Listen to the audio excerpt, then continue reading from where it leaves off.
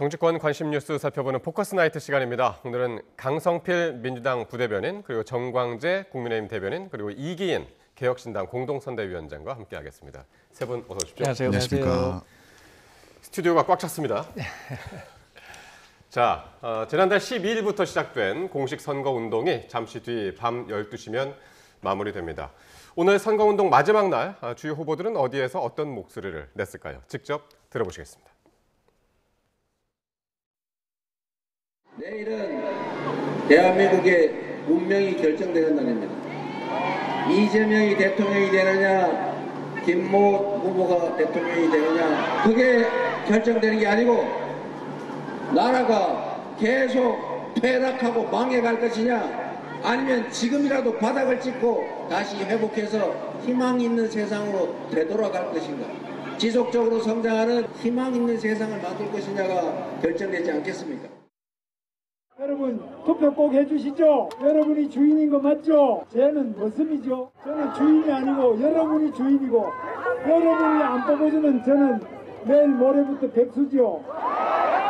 여러분이 뽑아주면 제가 대통령이죠. 저는 여러분들의 일을 심부름하는 심부름꾼 머슴이죠. 여러분 김문수 꼭 대통령 당선시킬 수 있습니까? 하면 된다, 할 수 있다, 해보자고요. 오늘 이제 투표를 하루 앞두고 있습니다. 전국에 계신 모든 유권자분들 정말 이번 선거 중요합니다. 모두 투표장에서 소중한 한 표 부탁드립니다. 날씨가 좀 좋지 않을 것이라는 예보가 있는데요. 그래도 계엄 이후에 대한민국의 방향성을 정하는 아주 중요한 선거입니다. 꼭 참여해 주시기를 부탁드리겠습니다. 자, 선거운동 마지막 날 새 후보의 낮에 있었던 유세 발언 혹은 이제 인터뷰 내용 보셨는데요. 이재명 후보는 앞선 발언은 이제 경기도 하남 유세장에서 한 발언이고 지금은 어디에 있나요? 네, 여의도 광장에서. 여의도 광장. 네, 마지막 유세를 준비하고 있고요. 예. 이제 뭐 저희는 새나구라는 슬로건을 가지고 지금 선거운동을 하고 있는데. 새나구요. 네, 예. 이게 원래 새 표가 나라를 구한다는 뜻입니다.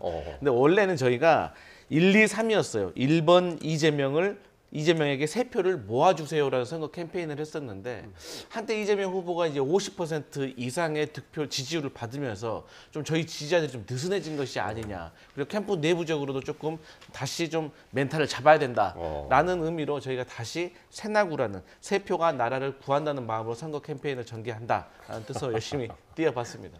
여의도는 왜 마지막 일정으로 잡으셨나요? 그러니까 어떻게 보면 지금 12산 불법적인 비상 계엄으로 인해서 이번 대통령 보궐선거가 시작됐지 않습니까? 네. 근데 이 불법적인 비상 계엄이 국회에서 저희는 시작됐다고 보고 있기 때문에 이 여의도에서 마무리를 하는 것도 의미가 있겠다라고 생각을 하고요. 또 이 여의도에서 많은 시민들과 국회의원들이 또 몸으로 막아서 지금의 내란을 막았다라고 제가 생각을 하고 있고, 또 87년 11월 30일에 평화민주당의 김대중 후보가 유세를 하는데, 이때 민주화를 바라는 130명의 엄청나게 많은 인파가 몰렸다고 합니다. 30만 명. 네, 지금도 사실 130만이라고 하면 어마어마한 그렇죠. 건데 예. 그때 당시 130만이라고 말을 하더라고요. 그래서 우리가 이제 김대중 정신, 민주화를 위한 김대중 정신도 계승하겠다라는 의미에서 여의도 광장을 마지막 유세로 저희가 정했습니다. 네. 자, 그런가 하면 김문수 후보는 서울 광장에서 유세를 마무리한다고 그러죠? 네, 오늘 하루 일정이 굉장히 길었습니다. 예. 제주에서 일정을 시작해서 맞아요. 영남을 거쳐서 아무래도 뭐 대한민국 정치 경제의 중심이 서울 시청 광장이라고 판단했기 때문에 거기서 하고, 이 유세가 끝이 아니라 지금 마포구 KTNG 상상마당에서 청년들 만나는 행사를 막 진행하고 있을 이 겁니다. 근처에 있나요? 그렇습니다. 예. 그 최근에 그 영상 보셨겠지만 화제가 됐었던 관식이, 그분의 그러니까요. 추리닝 좀 전에 화면에 복장, 나왔었죠. 얼마 전에 이제, 그러니까 오늘 아침에 제주도에 갔는데 그 드라마가 제주도를 배경으로 했고, 복삭소가수다. 예, 그리고 그 김문수 후보는 가족에 대한 사랑을 굉장히 강조하고 있잖아요. 해당 그 드라마의 내용도 관련한 내용이라고 볼 수 있기 때문에 본인의 좀 어떤 정체성 이런 것들을 잘 드러내는 차원에서 그 추리닝을 입고 친근감 있게 모습을 드러낸 것으로 알고 있습니다. 박보검이 입었던 그 옷이죠. 네, 그렇습니다. 본인이 박보검이다. 예. 자, 이준석 후보 대선 하루 전인데 오늘 대구에 내려갔습니다. 네, 사실 지금 현장 영상은 연결이 안 돼 있지만 오후 4시 반부터 대구 영남대 앞에서 유세를 한 차례 거쳤고요. 그리고 오후 6시 반부터는 대구 수성못에서 많은 유권자분들과 함께 마지막 집중 유세를 거쳤습니다. 사실 대구를 선택한 이유는 보통의 대통령 후보들이 서울시청이나 광화문, 여의도 등에서 마지막 유세를 하는 것이 보통일 텐데 네. 이번 선거라고 하는 것이 보수 정권에서 배출한 두 번째 대통령의 파면에 따른 선거이기 때문에 보수의 본산이라고 불리우는 대구에서 대구분들 유권자들의 그 가슴에 큰 멍해가 있다는 것을 이준석 후보가 잘 알고 있습니다. 그래서 사실 그것을 좀 위로하기도 하고 또 대통령 선거로 돌입하고 나서 지금까지 이준석 후보는 대구가 바뀌어야 보수가 바뀐다. 그리고 보수가 바뀌어야 대한민국이 바뀐다라는 구호를 계속해서 지속해 왔거든요. 그런 의미에서 선거운동이 마지막 날 오늘 대구분들이 좀 새로운 선택을 해주신다면 계엄 이후에 이제 대한민국의 어떤 새로운 정치, 새로운 보수가 자리 잡을 수 있다는 것을 적극적으로 호소하기 위해서 대구에서 집중 유세를 한 것으로 보입니다. 네. 이제 당장 내일이 이제 투표하는 선거 날이라 관심이 이제 투표율에도 이제 집중이 되고 있는데 사전 투표율이 34.74%였단 말이에요. 둘째 날 조금 이제 낮아지긴 했습니다만 이게 역대 두 번째로 높은 수치였는데 캠프에서는 어떻게들 예상을 하십니까? 사실 이번 이제 투표에서 사전 투표에서 저희가 집중하고 있는 거는 네. 전남이 가장 높았고 대구 지역이 가장 낮았다. 네. 사실 전에 선거를 봐도 사실 이런 경향은 있었지만 그래도 이번에 유독 더 이 격차가 컸다고 생각하기 때문에 아무래도 전남 같은 경우는 민주당의 지지자들이 많이 있기 때문에 이 내란에 대해서 심판을 하겠다라는 의지가 강하실 것이라고 생각을 해서 많은 분들이 투표장으로 나오셨다고 생각을 하고 아무래도 대구 같은 경우는 어쨌든 내란과 관련해서 이번에 불법적인 비상계엄 그리고 이 과정 속에서 국민의힘이 보여줬던 모습 그리고 또 후보를 결정하는 과정까지도 너무나도 창피했다라고 생각을 해서 이번에 투표장에 좀 덜 나오신 것이 아닌가라고 저희는 해석을 하고 있고요. 어쨌든 간에 이 재외국민 투표만 하더라도 과거 지난 대선 때 16만인데 이번에 약 20만 정도가 투표를 하셨던 것을 봤을 때 전체적으로 심판에 대해 내란 세력에 대해서 심판하려고 하시는 국민들은 사전 투표에 적극적으로 참석을 하셨다. 예. 근데 이제 본 투표가 이제 어떻게 될지 중요한 그러니까요. 것이잖아요. 그러니까요. 근데 이제 본 투표에서 사실 영남권의 투표율이 저희는 중요하다고 생각한다. 왜냐하면 이재명 후보가 TK 지역에서 구애를 많이 했습니다. 그래서 초반에는 TK 지역에서 조금 표를 많이 가져와서 지지율이 한때 50%를 넘었거든요. 근데 막판에 좀 보수의 지지층의 결집이 좀 이루어지면서 다소 지지율이 내려가는 모습이 보였습니다. 그래서 민주당으로서는 이 TK 지역에서 30%의 득표를 넘고 예. 또 PK 지역에서는 김문수 후보와 저희가 대등한 표차를 이룰 수가 있다면 이번 대선에서 50%가 넘는 득표를 할 수 있다는 기대를 하고 있어서 저희는 막판에 본투표 지지율을 영남에 있어서 좀 관심을 두고 있다. 예. 마지막까지 구애를 하겠다 이런 생각하고 있습니다. 그러니까요. 영남은 역시 뭐 국민의힘에서도 이제 눈여겨 보고 있을 네. 지역일 텐데 본투표에서 어떻게 예상하세요? 사실 그 과거 사전 투표에서도 호남 지역이 높고 영남 지역이 사전 투표율이 낮은 경향을 보여왔습니다.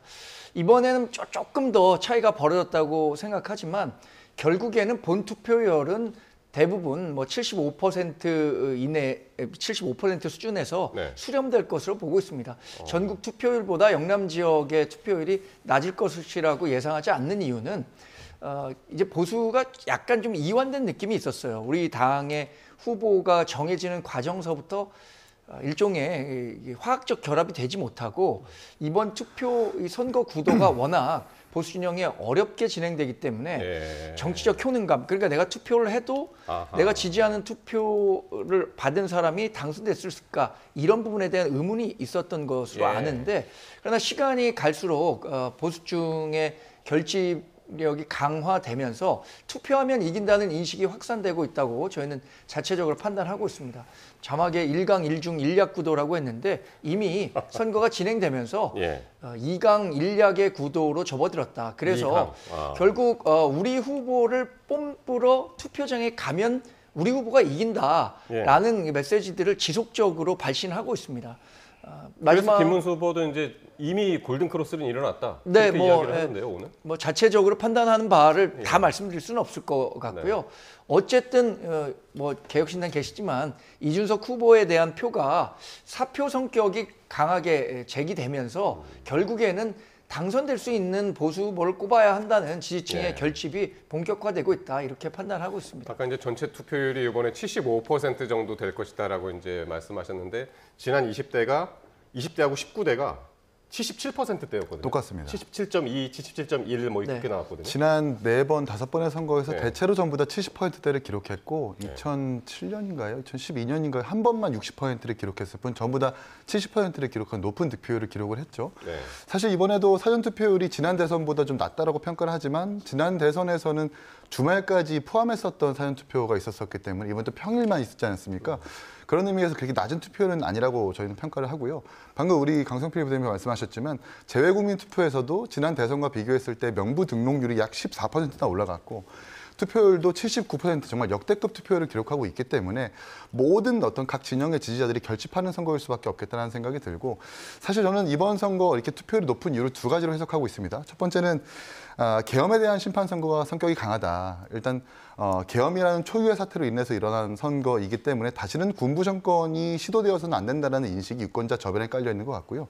또 두 번째는 사실 계엄에 대한 반사 이익을 얻을 수 있는 이재명 후보 같은 경우에는 이미 유죄 취지 파기 환송으로 유죄가 확정된 상황에서 자신의 죄에 대해서 어떤 허위사실 공표죄에 대해서 행위 부분을 삭제한다든지 대법관을 100명으로 늘린다는 그 무리한 법 개정을 추진하고 있는데 이런 사람으로는 우리나라를 제대로 이끌 수 없다. 제대로 이렇게 지도자의 자격이 있을 수 없다라는 생각이 유권자들에게 팽배해 있기 때문에 그 두 가지의 성격의 심판의 성격이 있으니까 투표율이 이렇게 높은 것은 아닌가라고 판단하고 있습니다. 예.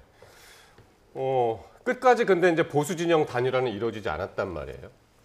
진짜 이제 개혁신당 이준석 후보가 그러면 과연 최종적으로 얼마나 득표를 할 것인가 이 부분도 상당히 관심이 거든요. 이제 어느 정도 득표할 것인가는 이제 유권자분들이 잘 판단해 주실 거라고 믿고 사실 처음부터 국민의힘이 단일화라고 하는 것은 단일화 아마 생각이 없었을 겁니다. 단일화를 계속 운운하면서 보수표가 이탈되는 것을 막기 위한 전형적인 여의도 문법 프레임이라고 보지 진짜 단일화할 생각은 없었다. 진짜 단일화할 생각이 있었다면 그저께인가요?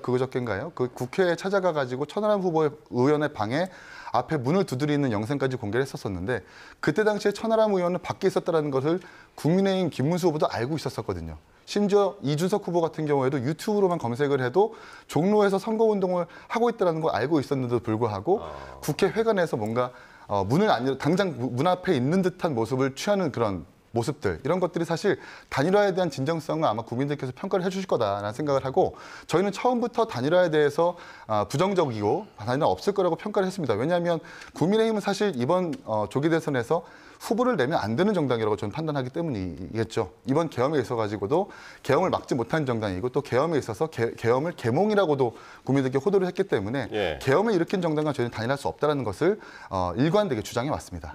그래서 이제 이준석 후보가 오늘 김문수 후보는 이미 졌다 그렇게 얘기를 했는데 권성동 원내대표가 이런 이준석 후보한테 막판에 또 오늘도 단일화를 또 한 번 얘기했습니다. 글쎄 뭐 이 단일화가 이제 사실상 성사되지 않았다고 판단해야 될 것 같고요.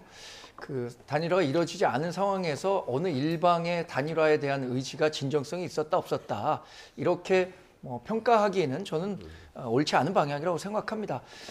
국민의힘으로서는 이준석 후보와 단일화 없이 그러니까 중도 보수 후보의 단일화 없이 이번 선거에서 과연 승리할 수 있을까 처음부터 어렵다고 본 거죠. 왜냐하면 구도 자체가 12월 3일에 있었던 불법 계엄에 따른 보궐선거였기 때문에 가뜩이나 어려운 상황에서 중도 보수 후보가 분열됐다면 오랫동안 대선을 지지해온 이재명 후보를 이기기는 어렵다라고 보는 게 상식적이겠죠. 그래서 이준석 후보와 단일화를 꾸준히 시도했는데 뭐 아마 뭐 이렇게 그 단일화의 대상이 되는 이준석 후보로서는 본인의 의지가 없다는 것을 국민의힘의 단일화 의지가 없었던 것 아니냐라고 평가하고 계신 것 같아서 좀 안타깝습니다만 어쨌든 저는 뭐 권성동 원내대표가 얘기한 것처럼 결국에는 국민들의 판단이 중요하다고 생각합니다. 이길 수 있는 후보로 표를 실어주는 것이 결국에는 이재명 후보가 대통령이 되는 것을 막을 수 있는 길이다라는 중도 보수 진영의 집단 지성이 사전 투표에도 또 본 투표에도 반영될 것이라고 예상하고 또 기대하고 있습니다. 자, 이제 그 선거를 하루 앞두고 있고요. 선거를 앞둔 지난 마지막 주말에도 그렇고 여러 가지 이야기들이 나왔고 핫 이슈들이 이제 막 쏟아져 나왔었는데 그 중에서 하나 국민의힘부터 이제 살펴보면 말이죠. 윤석열 전 대통령에 대한 탄핵 반대를 당론으로 지난번에 12월에 지난 12월에 이제 채택을 했었는데 그걸 무효화하는 방안이 지금 논의가 되는 것 같은데 내부에서 좀 찬반 논란이 있는 것 같습니다. 그러나 이제 방향성은 잡아가고 있다고 봐야 될 것 같습니다. 네. 4월 4일 윤석열 전 대통령이 헌법재판소에서 탄핵이 되기 전까지는 일정 정도 뭐 절차적 정당성이라든가 이런 문제들 때문에 윤석열 전 대통령과 거리를 둔다거나 이게 좀 어려웠었던 것 같습니다. 그러나 선거가 본격화되면서 우리가 중도 외연으로 이 당의 세력을 확산하지 않는 한 이번 대선은 물론이고 앞으로 있을 지방선거, 총선에서 이길 수 있겠느냐, 승리할 수 있겠느냐라는 현실 자각 타임이 본격화되고 있다고 봐야 될 것 같고요. 그런 면에서 김문수 후보도 최근 들어서 내는 메시지의 일관되적인 내용은 윤석열 전 대통령의 계엄에 대해서 반성하고 앞으로 쇄신하고 개혁하겠다라는 메시지에 주력하고 있습니다. 또 김용태 비대위원장도 윤석열 전 대통령에게 우리 정당에 얼씬하지도 말라라는 원색적인 표현을 쓰면서까지 거리를 두고 있는 모습이고요. 저는 뭐 이번 선거는 과거 대선과 달리 회고적 투표 성격이 강해서 우리 그 당이 상당한 어려움을 겪고 있지만 우리가 변화한 이후의 모습은 정말 달라질 것이다. 이렇게 약속드립니다. 그러니까 그 김용태 위원장이 이 이야기를 한 게 탄핵 반대 당론 채택한 것을 무효하겠다고 한 게 일요일이었고 그 전날 무슨 일이 있었냐면 윤 전 대통령이 김문수의 힘을 모으라라는 메시지를 광화문 전광훈 목사 그 집회 현장에서 전달을 했단 말이에요. 그 영향이었을까요? 어떻게 보시나요? 그럼요. 그 영향력이 있었겠죠. 그러니까 또 그것을 윤석열 전 대통령이 광화문 집회에다가 메시지를 낸 걸 보고 저희 민주당과 많은 국민들은 야 아직도 내란이 끝나지가 않았구나. 아직도 그 탄핵당한 대통령께서 아직도 전혀 반성을 하지 않고 아직도 거리를 활개하시는구나라고 느낄 수밖에 없고 근데 김용태 비대위원장이 이제 와서 탄핵 반대 당론을 채택하는 게 무슨 의미가 있을까? 이런 것을 내려면은 계엄 직후에 내든지 아니면 대선이 처음 시작됐을 때 내든지 하다못해 본인이 비대위원장이 된 직후에 이런 걸 냈었어야지. 이제 와서 선거 하루 남았는데 이제 와서 뭐 탄핵 반대 이미 지나간 얘기 아니겠습니까? 그렇기 때문에 전혀 무의미하고 또 그마저도 윤상현 공동선대위원장은 뭐 뿌리가 흔들어지면 나무가 쓰러진다. 저희가 봤을 때는 그런 나무 100번 쓰러져도 괜찮다고 보는데 이런 발언을 내고 또 거기에 한동훈 전 대표가 가세를 해가지고 또 비판을 하면서 이게 당내 갈등만 더 부각된 거잖아요. 그렇기 때문에 저희 민주당과 많은 국민들은 국민의힘이 지금 대선을 치르는 동시에 전당대회도 같이 치르는 것이 아닌가 이렇게 보이거든요. 저희도 그렇게 생각하면 많은 국민들께서도 국민의힘이 대선 패배는 기정사실화하고 대선 패배 이후에 당권에 지금 몰두하고 있는 것이 아닌가라고 생각할 수 있기 때문에 저는 김용태 비대위원장의 어떤 탄핵 반대 당론도 늦었지만 그마저도 이 당내 갈등으로 비춰져서 모든 것을 이룰 수가 없는 좀 악수였다 이렇게 생각합니다. 그런데 국민의힘 전직 대통령들이 지금 다 움직이고 있습니다. 이렇게 윤 전 대통령이 이제 광화문에서 메시지를 전달을 했고 이명박 전 대통령이 오늘 청계광장에서 그리고 박근혜 전 대통령은 부산 경남 지역에서 이제 유권자들을 만났단 말이에요. 이건 어떻게 따져봅니까? 원래 이제 전직 두 대통령의 공개 행보라는 건 사실 최소화해야 되는 거고 그리고 두 분의 대통령 모두 이명박 대통령은 최근까지 또 수사를 받았고 또 박근혜 대통령은 파면까지 당한 대통령인데 이 두 분들이 전면에 나서가지고 이제 보수를 대표하면서 투표하는 모습을 보여준다라고 하는 것이 지금 국민의힘이 얼마나 어느 위치에 있는지를 알 수 있는 대목인 것 같습니다. 특히 김용태 비대위원장은 지금 윤석열 전 대통령과의 절연을 하려고 안간힘을 쓰고 있습니다. 사실 김용태 비대위원장 저희 천하용이라는 멤버와 함께 정치를 했었던 때를 한번 되돌려보면 부정선거에 대해서 맹신하지 않고 되게 합리적이라고 좀 평가를 했었었는데 이렇게 윤석열 대통령과의 절연을 하면서도 당장 윤상현 위원장이 이의 제기를 하지 않았습니까? 그 목소리에 대해서 당 내에서도 별다른 동조의 목소리가 없었고 일부 친한계 인사들만 김용태 비대위원장의 목소리에 힘을 실어주는 분위기입니다. 이것만 보더라도 지금 국민의힘이 황교안 대표라든지 정광훈 목사라든지 윤석열 전 대통령 같은 극단적인 우경화 인사들과 함께하는 뭔가 국민 눈높이에 부합하지 않는 당 운영이 되고 있구나라는 생각이 들고요. 특히 제가 다시 한번 강조하고 싶은 것은 황교안 대표가 지지 선언을 하면서 대표적인 부정선거론자 아닙니까? 그런데도 불구하고 김용태 비대위원장 국민의힘 그 지지 선언을 거부하지 않았습니다. 거부하지 않고 그냥 그대로 수용하는 모습을 보였거든요. 이런 것만 봐도 지금 국민의힘이 부정선거 내지는 계엄, 탄핵과 절연하지 못하고 계속해서 답보하는 것. 그러니까 탄핵의 늪에서 계속 빠져 있는 상태다. 저는 이렇게 평가할 수 있겠습니다. 네, 이것 것과 관련해서는 민주당은 아마 우리 정당을 윤석열 전 대통령과 계속 연계시켜서 일종의 프레임 속에서 벗어나지 못하도록 하고 있는 것 같아요.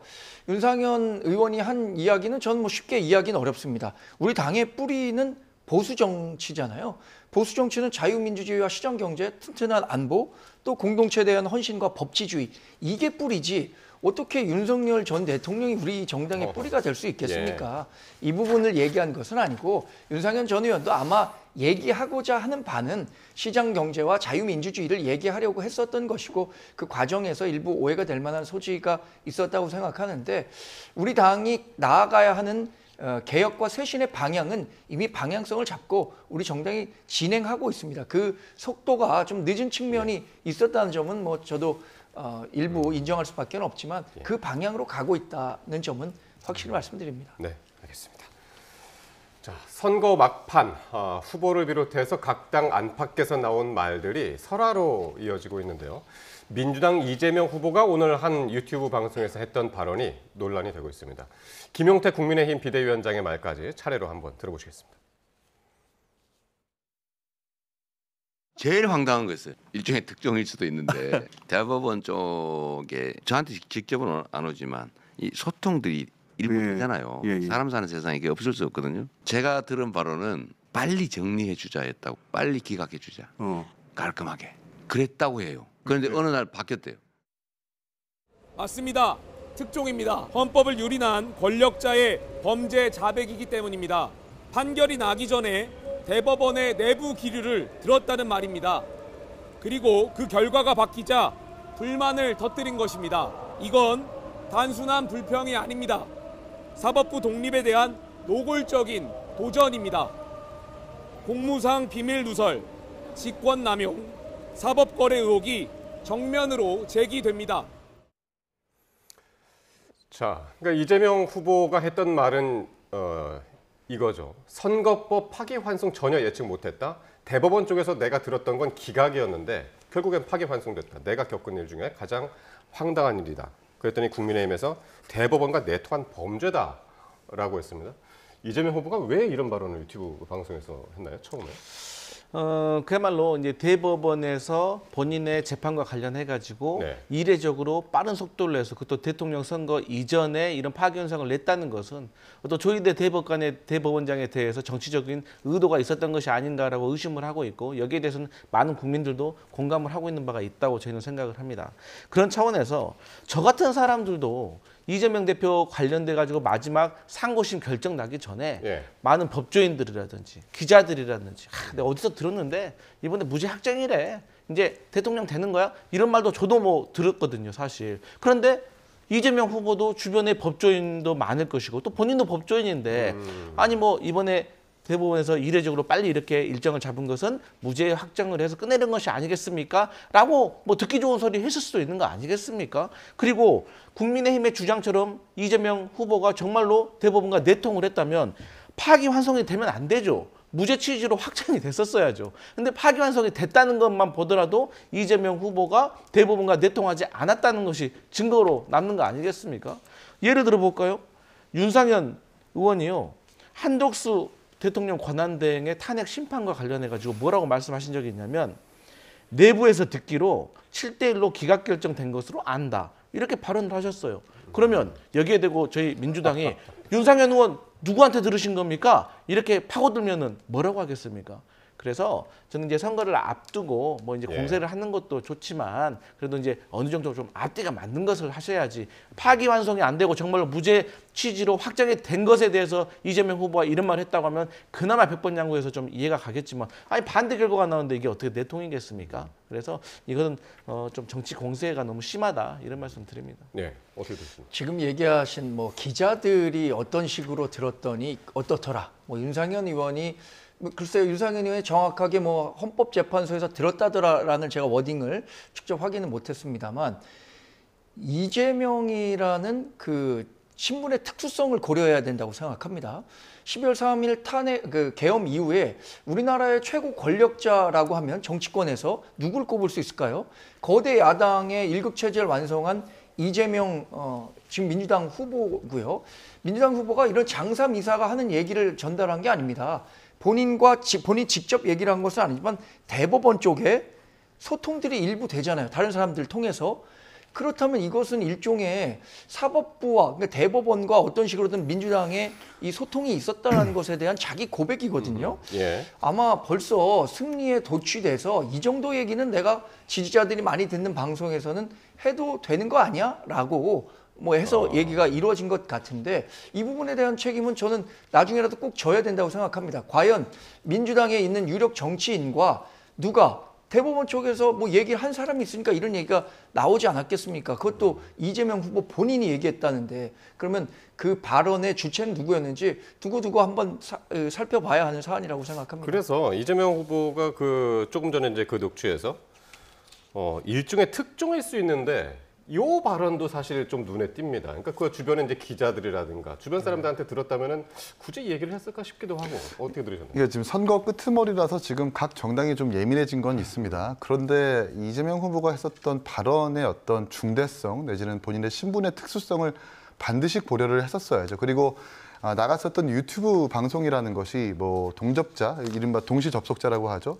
조금만 있는 방송이 아니라 큰 영향을 미치는 저 방송에서의 발언이 계속해서 다른 미디어에서 영상으로 회자될 수 있는 방송이기 때문에 말로써 굉장히 조심해야 될 텐데 특종이라고 이야기를 하면서 기각이 됐을 거다라는 것을 이야기하는 것은 누군가와 소통했다라는 증거로밖에 볼 수가 없는 것이거든요. 사실 일반인들 사이에서는 자신의 어떤 사건 같은 경우는 예상된 결과라든지 정보를 미리 알 수 없는 겁니다. 근데 대통령 후보자 내지는 2010년부터 계속해서 권력을 놓지 않았던 두 번의 시장, 한 번의 경기도지사, 대통령 후보의 어떤 권력을 놓지 않았던 이재명 후보 입장에서는 사실 여러 정보를 들을 수 있기 때문에 말을 조심해야 되고 스스로 그 정보를 차단해야 되는 건데 아마 그 정보를 수시로 소통하고 있다는 그 증거를 스스로 고백한 것이 아닌가 싶고요.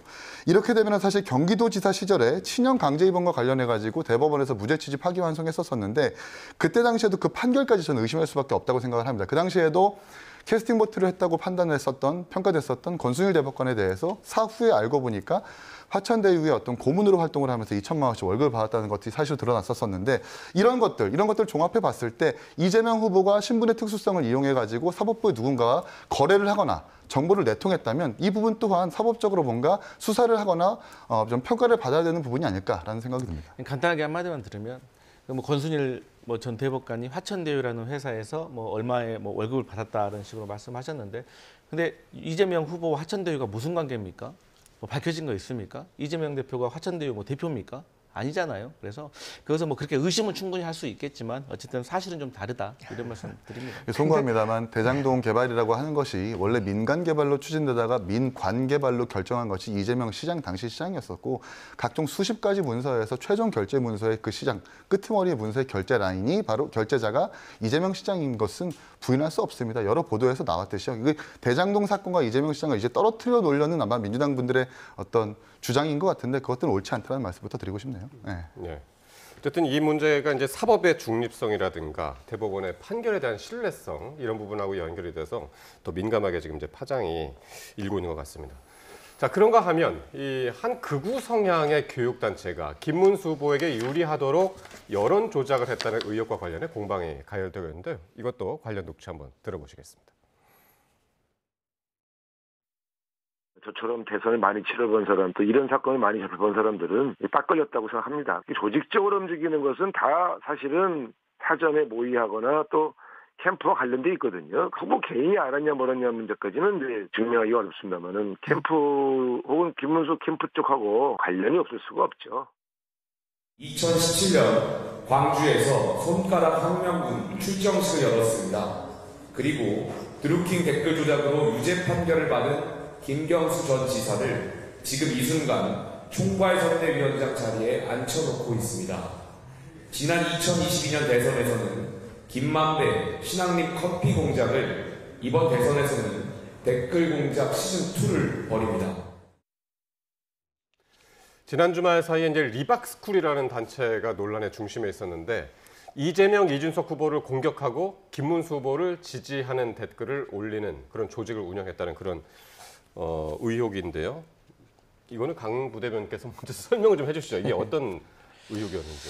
그러니까 이 리박스쿨이라는 어떤 민간 단체입니다. 근데 뭐 이름에서 나와 있듯이 이승만, 박정희 전 대통령과 관련해 가지고 이분들을 어떻게 좀 영웅화시키는 어떤 그런 편향된 역사에 대해서 인식을 조금 전파하고 있는 그런 저는 조직이라고 생각을 하는데요. 문제는 뭐냐? 이 리박스쿨이라는 조직이 윤석열 정부에서 되게 중점적인 사업이었던 늘봄 학교에 관련된 사건이 있는데 이 늘봄 학교에서 체험 창의 교육을 할 수 있는 그 지도자 자격증을 이 리박스쿨에서 발급을 해줍니다. 그러면 이 자격증을 가지고 이 늘봄 학교에서 초등학생 방과 후 활동에 지도자로 활동을 할 수 있는 그렇게 연결이 되는 과정이 있는데 그것을 미끼로 이 지도자 교육을 받으러 오신 분들에게 댓글을 달 수 있도록 교육을 시켰다는 의혹이 있는 것이고 그게 실제로 한 100여 명 정도가 불법적으로 댓글을 조직적으로 달았다는 정황이 지금 밝혀진 겁니다. 그렇기 때문에 이것은 아직 객관적으로 100% 밝혀지지 않았고 정황이기 때문에 이것은 객관적인 어떤 수사기관의 수사를 통해서 좀 밝혀져야 됩니다. 그런데 이제 여기에서 김문수 후보는 전혀 모르는 일이라고 합니다. 그러니까 기자가 물어보죠. 그 리박스쿨의 대표하고 아시냐고. 그러니까 대표와 안다 모른다를 얘기하지 않습니다. 불법적인 댓글은 우리가 달지 않았다. 우리가 상관이 없다라고 얘기를 하시는 거예요. 그렇기 때문에 저희 민주당이 제시한 증거는 뭐냐면 2020년도에 기독자유통일당 점퍼를 입으시고 김문수 후보께서 리박스쿨 홍보 영상에 출연을 하십니다. 그리고 기독자유통일당 출마자 중에 4명이 리박스쿨 관계자인데 또 김문수 후보랑 사진도 같이 찍었고요. 그다음에 20대 대선에서 선거사무원 교육을 손효숙 이 리박스쿨 대표가 하는데 여기 협찬사가 김문수 TV입니다. 그래서 여러 가지 정황에서 김문수 후보가 연관되어 있다는 증거들이 있기 때문에 여기에 대해서 마냥 모른다라고 할 것이 아니라 소명을 해야 되고 어떤 사건이 일어났을 때 누가 혜택을 받느냐가 중요한 거 아니겠습니까? 그럼 리박스쿨에서 불법적인 댓글을 달았는데 이준석 후보를 비난하고 이재명 후보를 비난하고 했으면 김문수 후보가 혜택을 본 거 아니겠습니까? 그렇기 때문에 무작정 모른다라고 하기에는 너무 정황이 많이 드러났다. 이런 민주당에서는 리박스쿨하고 김문수 후보의 연관성을 계속 강조하고 있는데 어쨌든 김문수 후보는 나랑은 관계없는 일이다. 모르는 일이다라고 전 지금 진보 진영이나 좌파 진영에선 딱 보면 아는 것들이 왜 그렇게 많은지 모르겠어요. 우상호 의원도 지금 딱 보면 안다고 하고 과거 조국 수호 집회인가요? 어떤 분이 딱 보면 100만 명이다. 이렇게 얘기하고 유시민 씨도 본인이 내재적 관점에서 보니까 설란영 여사는 이런 생각을 하고 있다. 제정신이 아니다. 아니 딱 보고 아는 일들이 어떻게 이렇게 많은지 모르겠는데 지금 명확한 증거나 신뢰할 만한 증거 없이 그냥 의혹만 제기하는 거예요. 저는 김문수 후보와 이 리박스쿨에서 활동하는 분이 교류했을 수 있다고 생각합니다. 근데 문제의 본질은 뭔가요? 과연 이 리박스쿨이 조직적인 댓글, 불법적인 댓글을 다는 과정에서 국민의힘이나 김문수 후보가 거기에 관여했느냐가 문제 아니에요? 근데 그거에 관여하지 않았다고 했고 그것에 대해서 관여했다는 증거 하나도 제시하지 못하면서 과거에 이렇게 인연이 있기 때문에 이 조직적인 댓글 작업에 김문수 후보나 국민의힘이 관여했다. 이렇게 주장하는 것은 그야말로 정치 공세 아닌가요? 선거 이제 3일 내일 당장 이루어지는데 어떻게 이것을 증명할 방법도 없는 상황에서 이런 정치 공세로 유권자의 선택을 판단을 이렇게 헷갈리게 하는 부분 이런 것들이 전형적인 전 정치 공작이라고 보고 이거 벌써 기시감이 있잖아요. 2022년에 3월 9일 날 대선이 있는데 3월 6일 날 신앙림 김만배 씨의 이 커피 타줬냐 안 타줬냐 이거 관련해서 나중에 어떻게 됐습니까? 허위사실이라고 판명 났잖아요. 이렇게 아무 근거 없이 해당 정당에 대해서 문제를 제기해서 유권자의 판단을 흐트러뜨리는 일, 그게 민주주의를 흔드는 일입니다. 개혁신당에서 어떻게 보시나요? 사실 리박스쿨에서 그 자격증을 수료하러 온 사람들에게 김문수 후보가 직접 이렇게 댓글 쓰라는 지시는 아직까지는 없습니다. 사실 정황이기 때문에 그걸 특정할 수는 없는 것이지만 사실 우리 시청자분들도 한번 검색해 보셨으면 좋겠어요. 리박스쿨과 보좌진 양성교육이라고 해서 검색을 해보면 초록색 웹자보가 나타나고 그 웹자보에 뭐라고 써 있냐면 주관 리박스쿨 협력사, 김문수 TV 이렇게 기재되어 있더라고요. 제가 방송 들어가기 전에 한번 보니까 그렇게 나와 있는 웹 자보가 있더라고요. 그것만 봐도 리박스쿨과 김문수 TV 내지는 김문수 후보가 밀접한 관계가 있다라고 하는 것은 부정할 수 없는 일인 것 같습니다. 다만 정말 댓글 어떤 여론 조작이라든지 이런 구체적인 지시가 있었는지는 조금 더 지켜봐야 될 일인 것 같고요. 사실 이런 문제를 제기하는 민주당은 저는 아까 김용태 비대위원장이 잘 말씀을 해주셨지만 자격이 없다는 말씀을 드리고 싶은 것이 손가락 혁명군이라는 최초의 어플을 그러니까 여론 조작 조직을 만든 곳이 바로 민주당이었거든요. 심지어 그 손가락 혁명군이라는 어플리케이션까지 만들었었는데 제가 성남시의원이 시절에 시청 출입 기자, 그러니까 시청으로부터 행정 광고비를 받는 시청 출입 기자가 직접 어플리케이션을 만들어가지고 특혜 시비까지 걸렸었습니다. 그런 플랫폼을 이용해가지고 지지자들을 끌어들여서 어떤 기사의 링크를 공유하고 거기에 댓글을 달게 하고 좋아요를 누르게 하는 여론 조작의 어떤 정황과 증거가 과거에서부터 민주당에서 있었었거든요. 이런 점에서 봤을 때 민주당 이재명 후보가 과연 리박스쿨에 대해서 댓글 여론 조작이라고 지적할 수 있을 만한 자격이 있는가? 그뿐만 아니라 최근에 불거진 DDD 리스트도 마찬가지입니다. 제명인의 마을이라는 곳을 통해 가지고 가입할 수 있는 DDD 리스트 같은 경우에도 손가락 혁명군과 마찬가지로 특정 기사 링크를 공유하면 거기에 댓글을 달게 하고 좋아요를 누르게 하는, 그러니까 민주당에게 상당히 우호적인 여론을 만들게 하는 그런 플랫폼이었거든요. 이런 부분들에서 과연 이재명 후보가 몰랐는가, 자격이 없을 거라고 생각을 합니다. 그런데 이제 그렇게 말하기에는 과거에 이재명 후보가 알았습니까? 그럼 알아가지고 수사화 돼가지고 뭐 사건화돼서 재판 받아가지고 형사처벌 받았습니까? 그것도 좀 제대로 된 증거는 아닌 거잖아요. 추측인 거잖아요. 그리고 그런 식으로 따진다고 하면 과거에 어떤 정당이 어떤 잘못을 했으면 지금 현재 상황에서 그 잘못이 벌어졌을 때 아무도 말을 하면 안 되는 겁니까? 예를 들어서 나중에 개혁신당에서 불법적인 비상계엄을 했어요. 그러면 국민의힘에서는 그거 비난하면 안 됩니까? 왜? 당신들 과거에 그렇게 했었잖아. 그러면 끝나는 겁니까?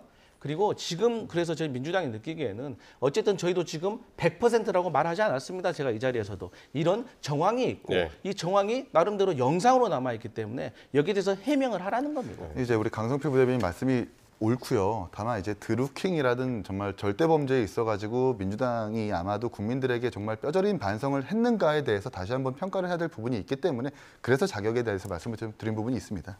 예. 어쨌든 경찰이 지금 이 리박스쿨 관련해서는 이제 본격적으로 수사에 들어갔기 때문에 근데 결과는 대선이 지난 다음에 나온단 말이에요. 이제 그게 좀 이제 지금 모르는 상태에서 이제 투표를 할 수밖에 없는 그런 상황입니다. 세계 3대 투자자죠. 짐 로저스의 이재명 후보 지지 여부를 둘러싸고도 지금 논란인데 그러니까 결국 짐 로저스가 이재명 후보를 지지했다는 겁니까? 안 했다는 겁니까? 제가 느끼기에는 지지 안 한 것 같습니다. 안 한 것 같아요? 네. 제 개인적인 느낌으로는.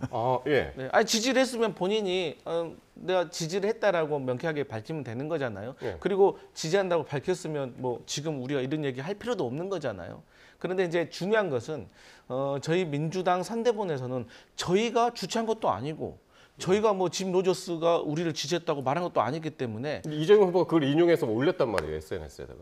이재명 후보가 그것은 그러니까 과거에 있었던 일에 대해서 저희가 그것을 기획을 해가지고 메일로 주고 받아서 한 것이 아니고 그런 기사가 나왔기 때문에 거기에 대해서 이제 평가를 한 것이지 거기에 대해서 제가 뭐 짐 로저스와 관련해가지고 뭐 지지를 받았습니다 이런 내용이 아니거든요. 그렇기 때문에 저희 민주당의 지금 현재 입장은 저희가 여기에 대해서 뭐 사실을 확인해 줄 수 있는 것도 없고 왜 저희가 추진한 일이 아니기 때문에 그리고 또 저희가 뭐 사실을 확인해 줄 수 없으니까 당연히 뭐 정정할 것도 없다 이런 느낌이고 여기에 대해서는 이 과정을 추진했던 김진양 개성공단 기업 대표가 저는 해명을 하는 것이 맞고 또 여기에 대해서 만약에 우리 민주당에서도 뭐 관련이 있다거나 조금 잘못한 일이 있다면 그때 가서 또 저희가 대응할 일이다 그렇게 생각합니다.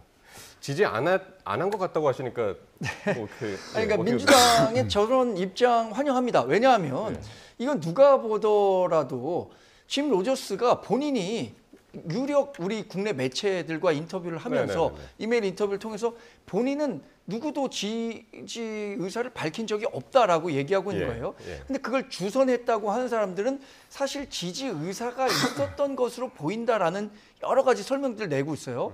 그리고 선대위에서 하지 않았다고 했는데 이거 같이 했던 분이 총괄선대본부 국제협력당 공동단장인 이재강 의원이 얘기했던 거예요. 짐 로저스가 이재명 후보를 지지한다.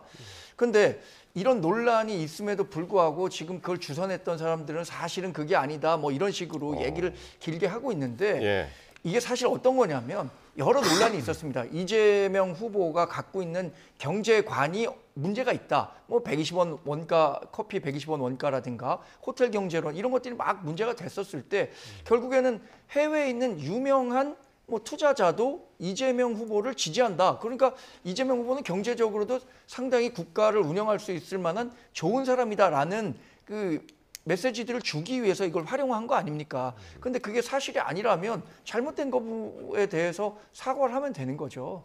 근데 이제 죄송한데 저희 민주당 이재강 의원이 이제 주선을 해서 기자회견을 한 것은 맞아요. 국회에서 했죠. 네, 맞아요. 예. 그런데 이제 그런 식으로 따진다면 리박스쿨도 뭐 권성동 원내대표, 김상원 정책위원장, 조정훈 교육위 간사가 같이 옆에 서서 간담회까지 하고 같이 지지 선언까지 했는데 상관없다고 하시잖아요. 그래서 그걸 가지고 엮는 것은 조금 무리하다 이런 말씀. 지금 리박스쿨은 의혹의 문제고요. 지금 이 짐 로저스의 지지 여부는 사실관계가 이미 드러난 문제죠. 지지하지 않았다고 하는데 이 의혹은 해명하고 이제 수사 결과를 통해서 나오면 되는 건데 지금 그 짐 로저스와 관련한 논란은 이미 사실로 본인이 지지 선언을 한 적이 없다라고 밝히고 있기 때문에 하는 말씀입니다. 이런 양당이 실정이 난다면 개혁신당을 잘 평가해 주시길 바라는 말씀을 드리겠고요. 그리고 사실 지금 선대위가 하지 않았다 이렇게 뭔가 좀 꼬리를 자르는 듯한 말씀을 하시는데 심지어 그때 당시 이재강 의원의 소개로 기자회견을 하지 않았습니까? 그 기자회견에서 서두에 뭐라고 얘기하냐면 짐 로저스가 보내온 원문을 읽겠습니다라고 얘기를 합니다. 정말 결정적인 거짓말인 거죠. 오늘 짐 로저스와 어떤 모 언론의 영상 연락에서도 알 수 있듯이 자기는 그런 적조차 없다. 특정인을 지지해 본 적도 없다라고 명확히 밝혔거든요. 그리고 어저께인가요? 뭐 언론사의 기자와 직접 이메일을 이야기하는데 뭐라고 했냐면 Mystery is making things up. 그러니까 이재명 후보가 만들어낸 말이겠지라고 짐 로저스가 직접 하기도 합니다. 이런 지지를 한 적이 없다라고 말하는데 이재명 후보와 민주당은 여전히 그 과정을 다시 한번 선거 끝나고 공개하겠다라든지 약간 좀 말을 무마하는 듯한 말을 하거든요. 이런 부분들에서는 나중에 좀 법적 처리, 사법적 처리까지 받을 수 있는 상황이라 좀 보고요. 이 사실 대국민 사기극 정도라고 좀 평가할 수 있겠습니다. 얼마 전에 이제 안동 유림분들이 이재명 후보를 지지했다라고 막 이재명 후보 본인이 자신의 SNS에 크게 홍보하기도 했는데 알고 보니까 민주당 인사들이 다수 포진되어 있었던 가짜 유림이라는 보도까지 있었지 않았습니까? 그러니까 이런 것들만 봐도 사실 이재명 후보가 굉장히 좀 이 선거 캠페인에서 무리하고 있다는 것을 알 수 있는 대목 아닐까 싶습니다. 예. 자, 이렇게 세 분 모시고 오늘 마지막 날 선거운동부터 막판 네거티브 공방까지 말씀 쭉 들어봤는데 세 분은 다 투표하셨나요? 사전 투표를? 네. 사전 투표했습니다. 네. 저는 내일 합니다. 아, 내일 하시는 예. 내일 어쨌든 투표 용지에는 7명의 이름이 써 있는데 실질적으로 이제 5명의 후보만 남아 있습니다. 예. 6번 구주화 후보 옆에는 이제 사퇴라는 도장이 찍혀 있고 7번 황교안 후보는 어제 사퇴를 했죠. 네. 예. 그래서 이제 표시는 없지만 찍으면 무효표가 되는 그런 상황입니다. 여러분들 참고하시고 내일 투표에 임하시기 바라겠습니다. 네, 지금까지 강성필 민주당 부대변인, 정광재 국민의힘 대변인, 그리고 이기인 개혁신당 공동선대위원장과 말씀 나눴습니다. 세 분 고맙습니다. 감사합니다.